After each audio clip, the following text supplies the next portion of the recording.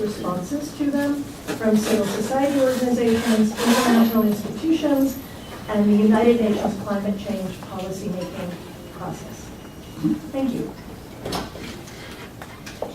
Hi, good evening everyone. I'm Stacey and I'll be doing a little introduction about what we've been doing.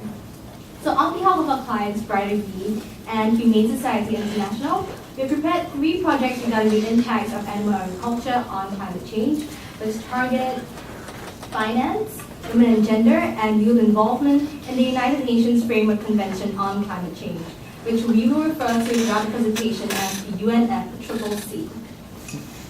So why animal agriculture?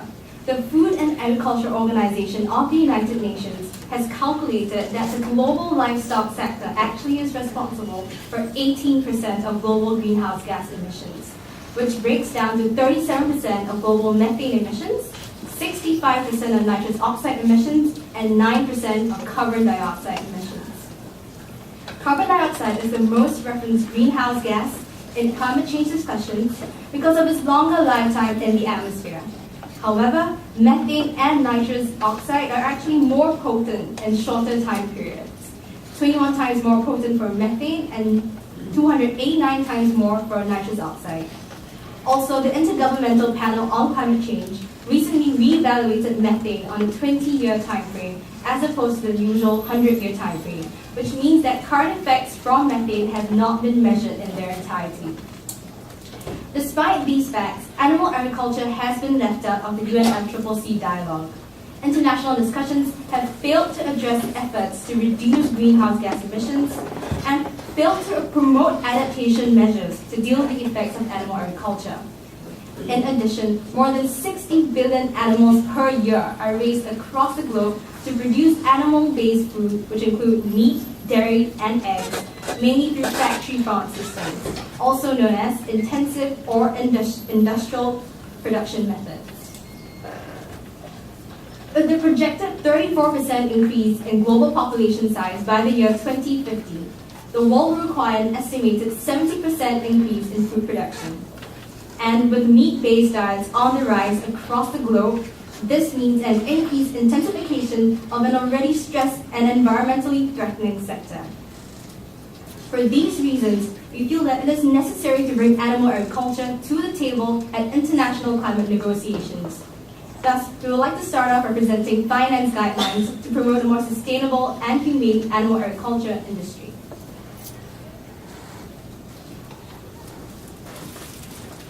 So we are the finance group. I'm Beth, this is Lauren and Evan, and we're going to talk about financing humane and sustainable, climate-friendly food systems for the future. So we were asked to produce a set of guidelines for the World Bank and Green Climate Fund to promote the financing of humane, sustainable, climate-aware food systems rather than the expansion of factory farms. The big picture and driving force behind this whole project is the link between agriculture, climate change, and poverty. Unsustainable agricultural production exacerbates climate change, and climate change exacerbates poverty for those who are dependent on agriculture for their livelihoods. It is a vicious cycle, and our hope is to stop it by encouraging financial institutions to fund less factory farming and more humane, sustainable food systems as a pathway to reducing poverty and reducing climate change for developing countries. In order to get our point across, we compared factory farming and humane sustainable agriculture in order to show the negative impacts of factory farming and the benefits of the alternative. Lastly, we called for change by providing the World Bank and Green Climate Fund a set of recommendations to better their agricultural funding for the future.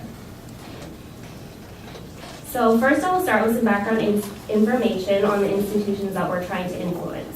The World Bank is a group of 5 international institutions that provide loans and grants to developing countries. The group consists of a public sector as well as a private sector arm called the International Finance Committee, or the IFC. The World Bank's primary mission is to reduce global poverty, and this is why we chose a poverty focus for our project in order to better appeal to them. The Green Climate Fund is a newly developed fund that was established at Copenhagen Summit 15 in 2009. The fund is designed to aid developing countries in reducing emissions and adapting to climate change. It aims to receive contributions from both public and private sources to fund projects that support developing countries. So what is factory farming? We define it as the consolidated industrial operation that produces food in high volumes to maximize profits with little regard for the environment, food security, and animal welfare. While factory farming produces food in high volumes, it does this at the cost of many social and environmental externalities.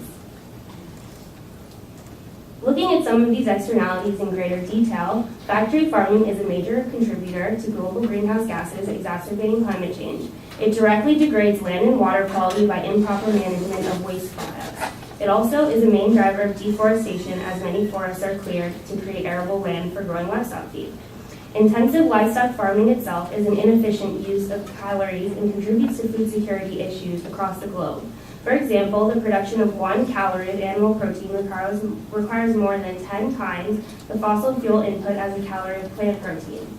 Many of these industrial agricultural projects are designed with the intention to reduce poverty and increase food security. However, in reality, industrial agriculture often exacerbates poverty and food security issues by degrading land and displacing farmers.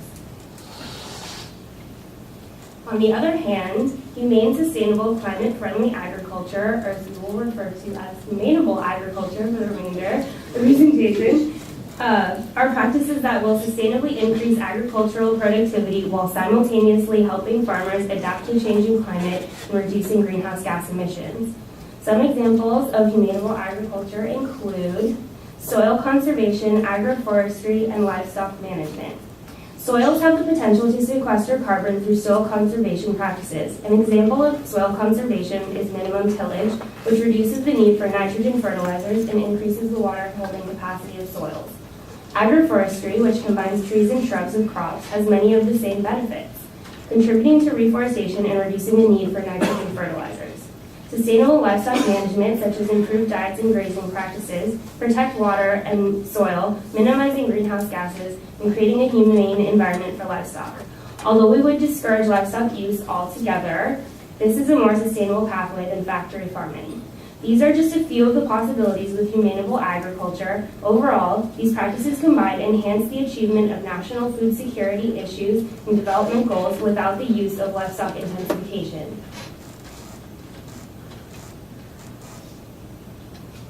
Okay, so where is the money? Before we talk about the money, it's important that we understand the definitions of adaptation and mitigation, because funding is often focused on one or both of these terms. So adaptation is an adjustment in natural or human systems in response to actual or expected climatic stimuli or their effects, which moderates harm or exploits beneficial opportunities, while mitigation is a human intervention aimed at reducing the sources or enhancing the sinks of greenhouse gases. So first we wanted to give a broad overview of global agricultural funding. So from 2007 to 2008, $7.2 billion was distributed towards agricultural projects directly.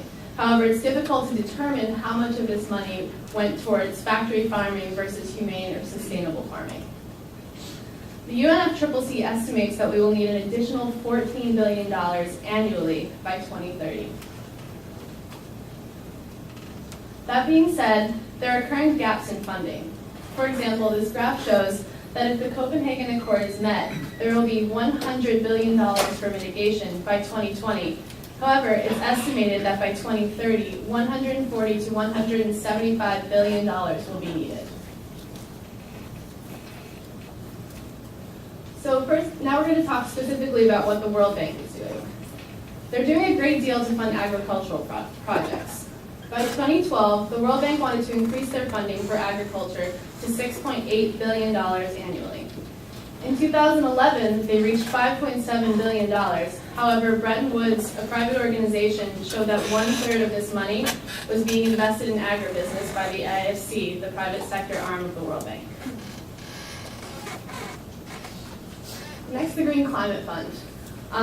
As a new fund, they currently haven't funded any projects yet, but they're in the process of securing $100 billion annually, and we hope that this money will help to reduce some of the gaps that we were just talking about.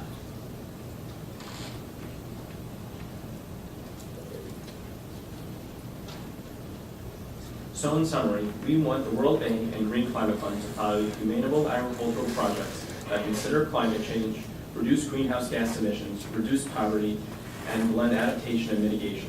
We do not want it to fund factory farming, degrade cropland, pollute water resources, and release large amounts of greenhouse gases. Before we can provide recommendations to the World Bank and Green Climate Fund, we looked at some of their projects and compared them. Based on the comparison shown here, you can see that while the World Bank is taking steps towards funding more humane and sustainable projects, they are still funding those that lead to deforestation, land degradation, and large amounts of greenhouse gas emissions. Once we saw what kind of projects were out there, we devised a set of recommendations that urge the Green Climate Fund and the World Bank to fund more sustainable pathways. We first came up with a set of recommendations that apply to both the World Bank and the Green Climate Fund. First, they must fund humane, sustainable, climate-friendly food systems and not agribusiness. The World Bank and IFC have continued to finance projects which are detrimental to the environment by supporting agribusiness and industrial agriculture. They must also consider climate in all future agricultural investment. For the most part, climate change has been sidelined from the agricultural discussion in the UNFCCC, which will be an issue for the Green Climate Fund to overcome. Both institutions must work to not only bring climate into the discussion of agriculture, but also set the stage for future agricultural investments that are climate aware. And finally, they need to fund adaptation and mitigation together. Neither adaptation nor mitigation can be truly effective alone. Simply using adaptation is not a viable solution because